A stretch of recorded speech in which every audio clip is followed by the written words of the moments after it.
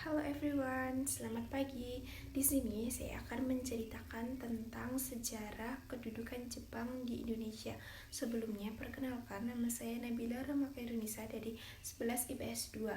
Tonton terus ya. Nah, yang pertama kita bahas adalah tentang kedatangan Jepang di Indonesia.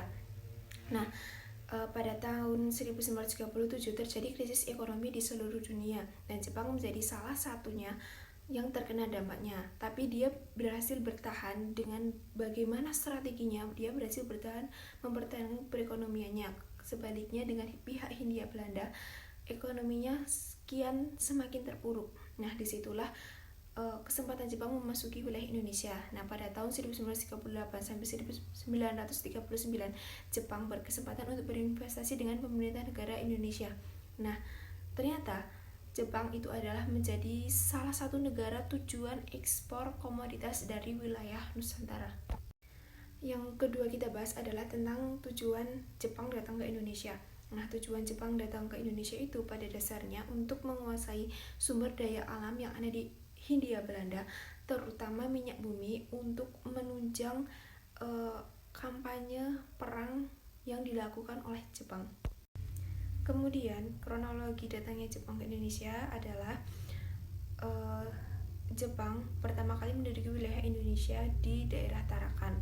Kemudian menduduki wilayah-wilayah lainnya seperti Banjarmasin, Pontianak, Balikpapan, Jawa, Banten, wilayah Sumatera, dan pada akhirnya Jepang menduduki wilayah Batavia yang menjadi pusat pemerintahan kolonial Hindia Belanda yang pada akhirnya direbut oleh Jepang, dan kemudian Jepang juga merebut wilayah yang ada di Bandung. Dan pada akhirnya Indonesia berada dalam pendudukan Jepang hingga pada akhirnya Dai Nippon mengalami kekalahan pada Perang Asia Timur Raya yang membuka peluang bagi bangsa Indonesia untuk memproklamasikan kemerdekaannya. Yang selanjutnya dibahas adalah tentang propaganda Jepang. Nah, setelah Jepang menguasai Indonesia, Jepang mulai menarik simpati masyarakat Indonesia dengan melakukan aksi-aksinya seperti membentuk organisasi. Salah satunya adalah Gerakan 3A, yaitu Nippon Pelindung Asia, Nippon Pemimpin Asia, dan Nippon Cahaya Asia, yang bertujuan untuk membantu perang melawan sekutu dalam Perang Dunia Kedua. Nah, selain Gerakan 3A, Jepang juga membentuk organisasi-organisasi lain seperti PETA, Keibodan, Heiho, dan masih banyak lagi. Nah, Jepang membutuhkan orang-orang Indonesia untuk perang melawan sekutu dalam Perang Dunia Kedua.